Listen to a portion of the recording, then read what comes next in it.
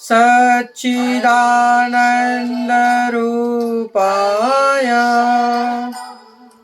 विश्वोपत्यादिहेतवे तापत्रय विनाशाय श्रीकृष्णाय वयं नमः। पुष्टिमार्गीय सर्वज्ञ करुणारसपूरित श्रेष्ठ फलप्रदाता च तस्मै श्री गुरुवे नमः। जय श्री कृष्ण। राधे राधे प्रियजनों, दास उपस्थित है आज आपके सामने एक नई कथा लेकर, नया प्रसंग लेकर।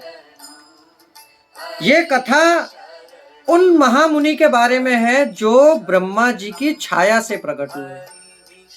आप सब तो बहुत जानकार हैं, इसलिए आपको बताना ही क्या, सही समझे।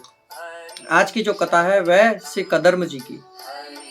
कहते हैं छाया यह कदर्मो यज्ञे, ब्रह्मा जी की छाया से प्रकट हुए कदर्म जी की कथा। तो बिना रुके ये कथा हम प्रारंभ करते हैं, परंतु कथा प्रारंभ करने से पहले दास आपसे हाथ जोड़कर विनती करना चाहेगा कि यदि आप हमारे चैनल पर नए हैं तो हमारे चैनल को सब्सक्राइब, लाइक, शेयर और कमेंट अवश्य करें। तो चलिए शुरू करते हैं आज की कथा, आज का प्रसंग कदर्म जी की। ब्रह्मा जी की छाया से कदर्म जी उत्पन्न हुए। जब ब्रह्मा जी ने प्रजापति कदर्म को सृष्टि विस्तार की आज्ञा दी तो उन्होंने सर्वप्रथम स्वरूपानुरूप धर्म पत्नी प्राप्ति के लिए सरस्वती नदी के तट पर बिंदु सरोवर तीर्थ में 10,000 वर्षों तक तपस्या के द्वारा शरणागत वरदायक श्री हरि की आराधना की। तब भगवान ने प्रसन्न होकर उन्हें दर्शन भी दिए। प्रभु की परम मनोहर मूर्ति का दर्शन कर कदर्म जी को बड़ा हर्ष हुआ। उन्होंने सानंद साष्टांग दंडवत प्रणाम करके प्रेम प्रणव चित्त से हाथ जोड़कर अत्यंत सुमधुर वाणी से श्री राधे भगवान की स्तुति की। भगवान ने कहा, जिसके लिए तुमने आत्म संयम द्वारा मेरी आराधना की है, तुम्हारे हृदय के उस भाव को जानकर मैंने पहले से ही उसकी व्यवस्था कर दी।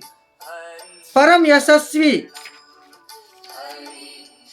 महामानव मनु परसों अपनी धर्मशील भार्या शत्रुपा के साथ अपनी रूप यौवनशील और सद्गुण संपन्ना कमल लोचना कन्या को लेकर आएंगे। प्रजापति वह सर्वदा आपके स्वरूपानुरूप है। मनु जी वह कन्या आपको अर्पण करेंगे। उससे सृष्टि विस्तार करने वाली 9 कन्याएं होंगी। सांख्य शास्त्र का प्रचार करने के लिए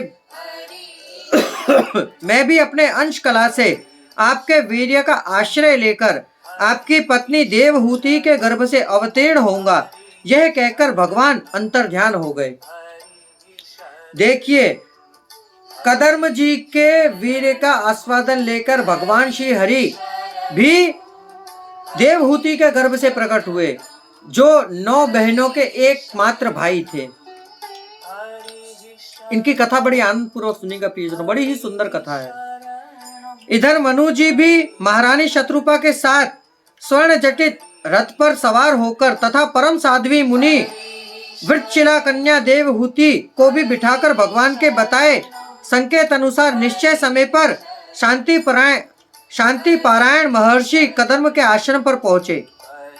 अग्निहोत्र से निवृत्त परम तेजस्वी मुनि श्रेष्ठ कदर्म को मुनि ने प्रणाम किया। श्री कदर्म जी ने आशीर्वाद देते हुए यथोचित आतिथ्य सत्कार किया और आगमन का कारण पूछा। मनु ने अत्यंत विनम्रता पूर्वक निवेदन किया कि प्रभु, यह मेरी कन्या है जो प्रियवत और उत्तानपाद की बहन है। स्वभाव से ही राजसुख भोगों से विरक्त है।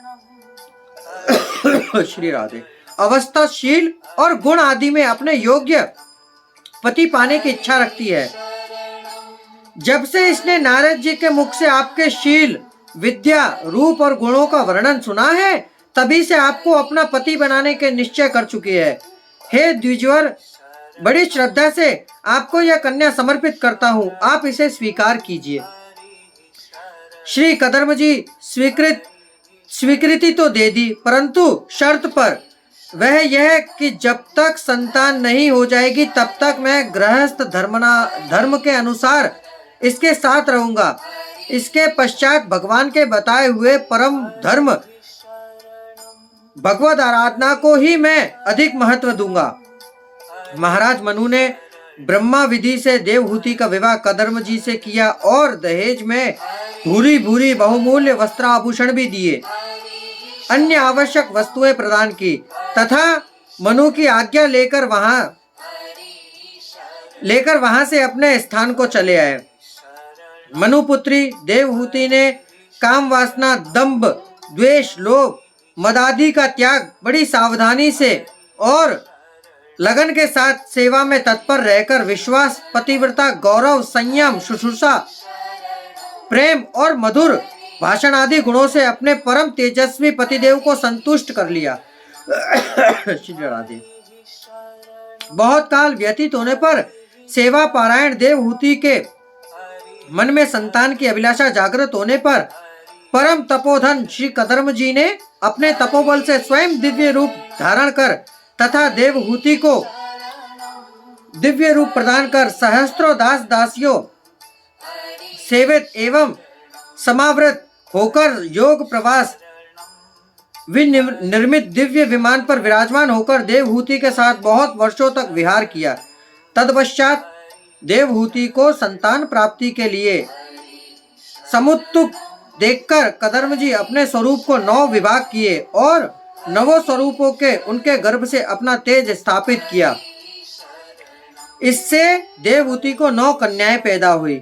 श्री कदर्म जी अपनी पूर्व प्रतिज्ञा के अनुसार संन्यास ग्रहण करने की समुदत हुए। पतिदेव के हार्दिक अभिप्राय को जानकर देवहूति ने बड़ी विनम्रता पूर्वक कन्याओं को योग्य वरों के हाथों में सौंपने तथा वन चले जाने पर अपने आधार के लिए एक पुत्र की प्रार्थना की।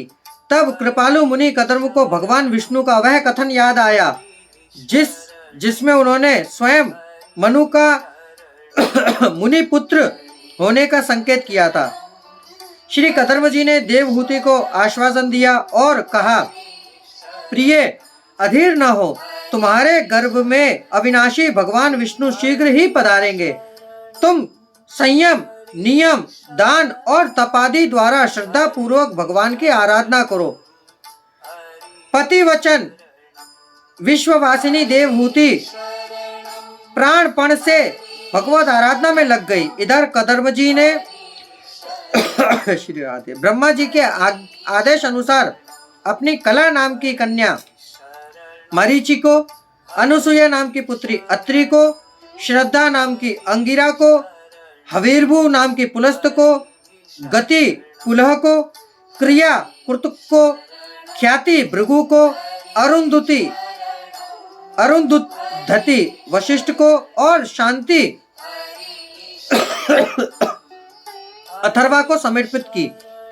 यह ऋषि लोग कदर्म की आज्ञा लेकर अति आनंद पूर्वक अपनी अपनी पत्नियों के साथ अपने अपने आश्रम को चले गए। इधर परम मंगलमय मुहूर्त आने पर साक्षात देवादिदेव भगवान श्री विष्णु कदर्म जी के वीर्य का आश्रय लेकर देवहूति के गर्भ से श्री कपिल रूप में प्रकट हुए।